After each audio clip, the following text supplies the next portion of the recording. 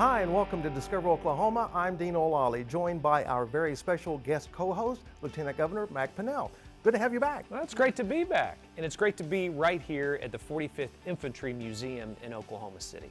This is the nation's largest state-operated military history museum, and it's fitting we're here because Monday, Oklahoma joins the entire country in honoring all armed service members for Veterans Day. We'll show you around this grand museum throughout the show. In fact, we're going to spend the entire episode tracing places that we've visited over the last couple of years, places that really help carry forward the story of our country's military. That's right. And first off, we're going from the Civil War to today's battle. Jason Grubbs is going to show us around the Broken Arrow Military History Museum. In the heart of downtown Broken Arrow, you'll find its charming Main Street, lined with bustling shops and restaurants. You'll also find a building here dedicated to those who have fought to protect this way of life for every American. It's the Military History Center. Brings back a whole lot of memories. When you get here, and you're lucky enough to come across a veteran like Oscar Nebbs, they can bring the history to life. We made it into Manila and we was the first ones in there. That was during World War II, on the order of General Douglas MacArthur. Oscar was part of the 1st Cavalry Division, 5th Regiment. Oscar was just a teenager. And then a few days later, we liberated 3,700 prisoners of war from the Santa Tomas University. As you walk through the facility, you notice that every piece has its own story, whether it's in a glass case, hanging on a wall, or a uniform on a mannequin. This is the uniform of Captain Brian Wheeler. He was a Tulsa area high school graduate. West Point graduate and JAG pilot, Captain Wheeler was among the first flying into Iraq and Somalia. Brigadier General Thomas Mancino says this 6,500 square foot center houses countless stories like that. There are more than 2,000 exhibits here and hundreds of books in its library. There are so many things to see in here, from weapons to personal letters, medals, and uniforms. The interesting thing about these uniforms, they're soaked in permethrin, an insect repellent.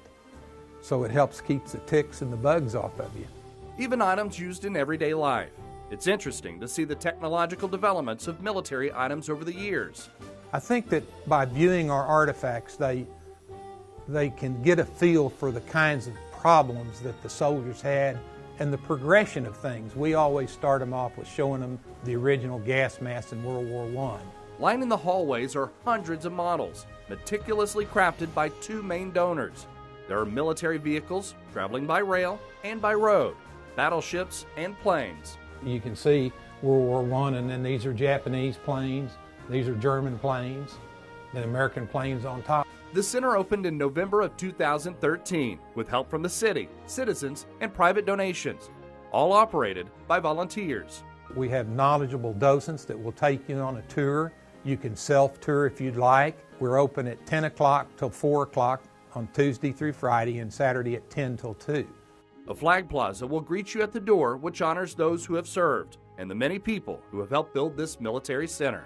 We fly a 40-foot American flag with the POW-MIA flag under it, and then a service flag for all the services, plus a Medal of Honor flag, and then to honor the 45th Division of the Oklahoma Army National Guard, we fly a 45th Division flag. In Broken Arrow, I'm Jason Grubbs for Discover Oklahoma. The Broken Arrow Military History Center is located at 112 North Main Street. They're open 10 a.m. to 4 p.m. Tuesday through Saturday, closed Sunday and Monday. There's never a charge for children to visit, and they also are happy to organize groups and school field trips.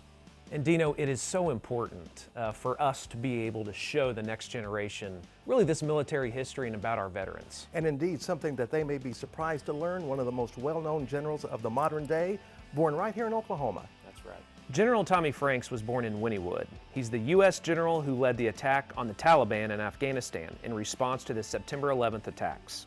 And now a museum bearing his name brings visitors all the way to the town of Hobart. Yeah, I can't wait for this one. Deanne Stein shows us around the Tommy Franks Leadership Institute and Museum. I don't think a lot of people really know his history. Once you visit the General Tommy Franks Leadership Institute and Museum along Main Street in Hobart, you'll get a clearer picture of the impact General Tommy Franks had on U.S. history. Successfully ousted the French and was prepared to fight a protracted guerrilla war against the South and its American allies.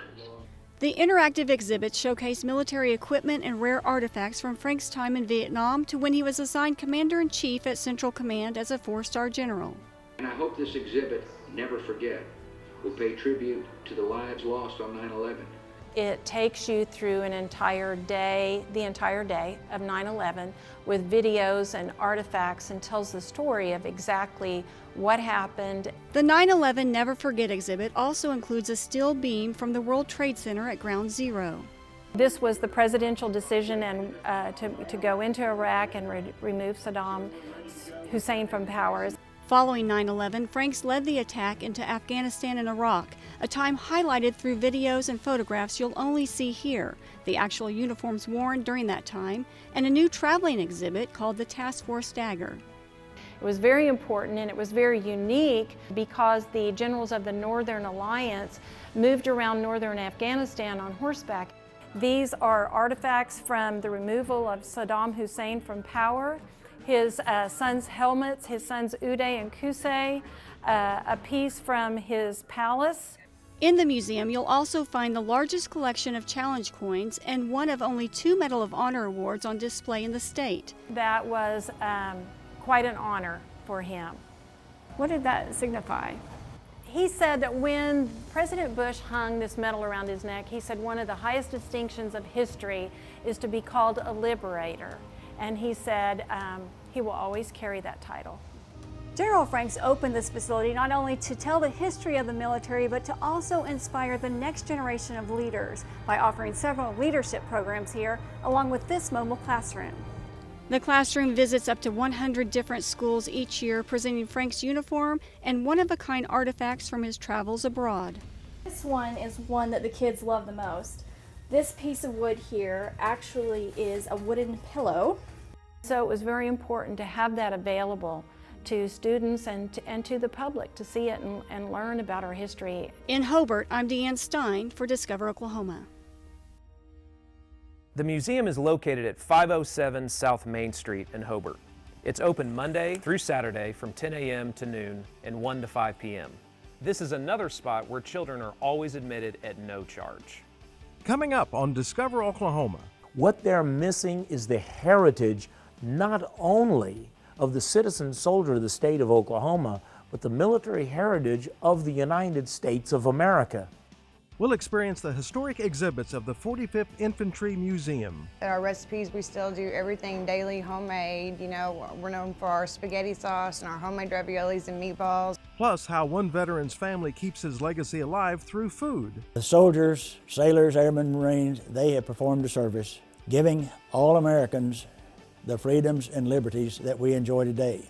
And we will explore one of Southern Oklahoma's tributes to our servicemen and women when the special Veterans Day edition of Discover Oklahoma continues. In the land of wonder and awe, you won't believe you see what you saw. Where there's something to do for young and for old, where stories are written and then they're retold. Visit travelok.com today. Come see for yourself and come out to play. Welcome back to Discover Oklahoma, coming to you from the 45th Infantry Museum in Oklahoma City.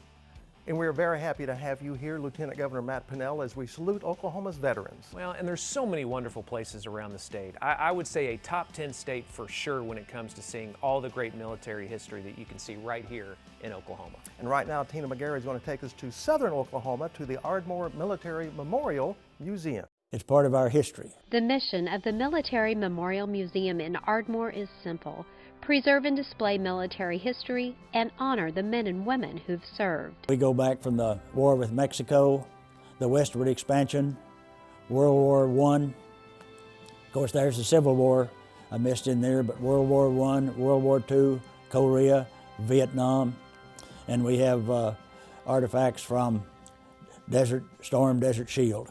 After 32 years, 5 months, and 29 days of service, Rear Admiral Wesley Hull is a wealth of patriotic knowledge, and he's happy to share his stories and our country's history. We have a uniform of all 7 of the uniformed services of the United States. To my knowledge, this is the only place all 7 are displayed. And we have the service flag and a brief history of all the 7 uniformed services. I can tell what was actually hands on the battlefield. I was there. And in a foxhole most of the time, but anyway. In 1945, Corporal Glenn Mitchell stormed the shores of Iwo Jima. He lost friends in the bloody battle and was witness to history.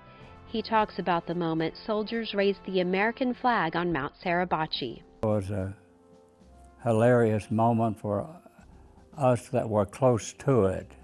I was probably less than a quarter of a mile. And hooping and hollering, the ships were blowing their horns, and it was a hilarious time for us because we had our butts kicked forward, and we now have a toehold. We knew we was going to take that island.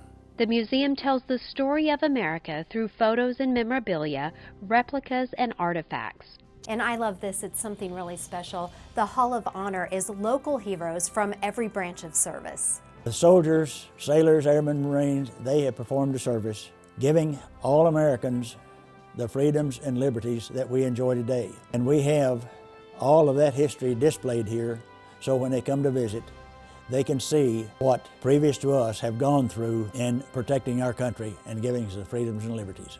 And to all those who've served, we thank you. In Ardmore, Tina McGarry, Discovering Oklahoma. The Military Memorial Museum is at 35 Sunset Drive in Ardmore. It's part of the Greater Southwest Historical Museum. They're open 10 a.m. to 5 p.m. Tuesday through Saturday, closed Sunday and Monday. I can tell you, Dino, it makes an Oklahoman real proud to see all of this military history that you can see right here in Oklahoma. And this particular place, home of the 45th Infantry Division, this is a must-visit museum.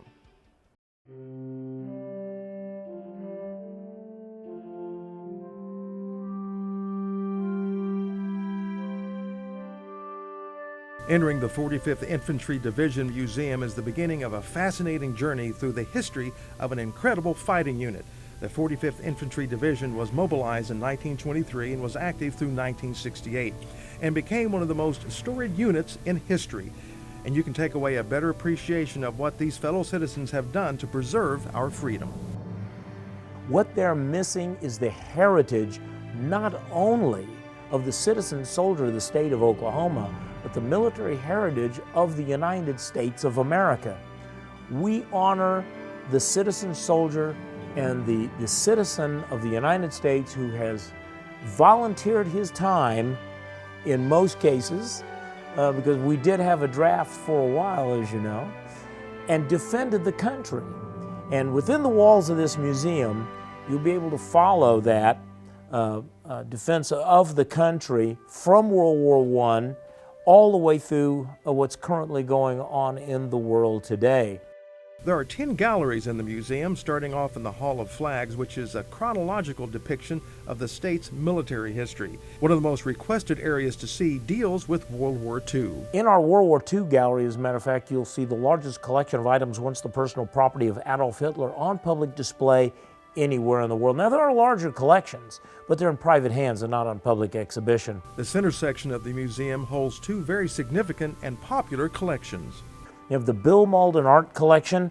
We have over 200 of his Willie and Joe cartoons as he drew them in the field during the Second World War, for which he received the Pulitzer Prize. This is the largest collection of his Willie and Joe cartoons in the world.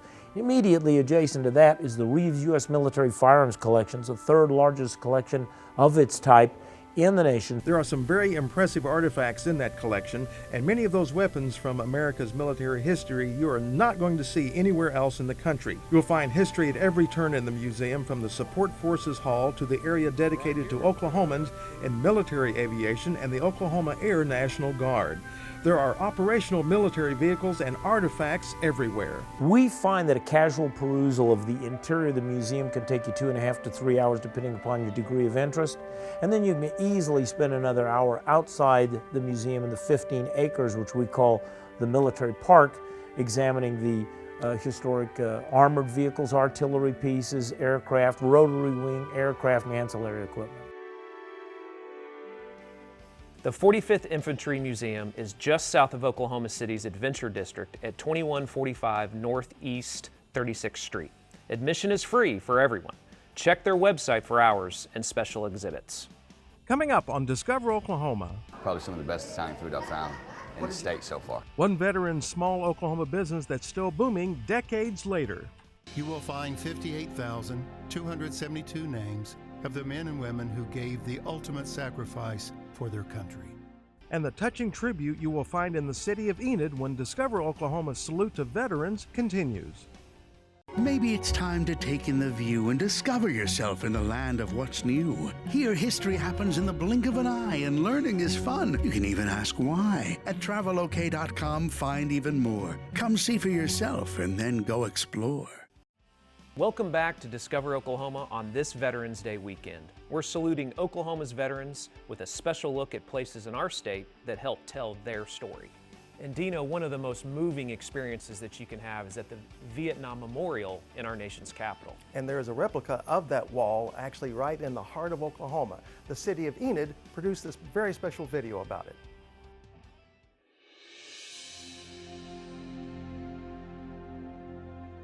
When you visit Enid, Oklahoma, you'll come to a wall.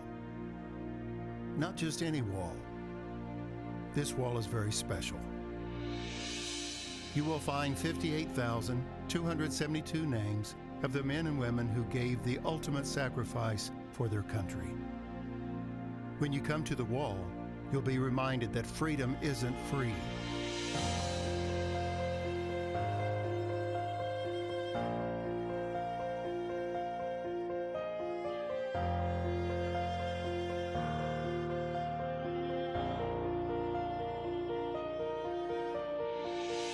This is no ordinary wall. Our wall is Oklahoma's official Vietnam War Memorial, and you will find the names of Enid's heroes, along with many of the area's heroes.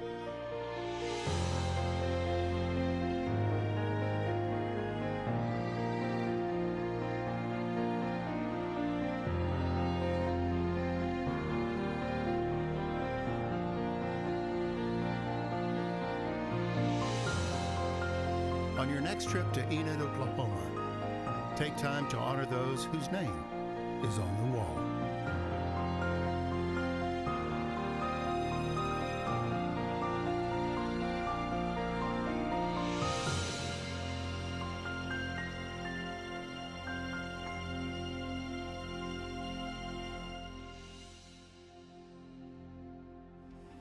The city of Enid dedicated this wall on Veterans Day 6 years ago, and the governor at that time declared it Oklahoma's official tribute to Vietnam veterans.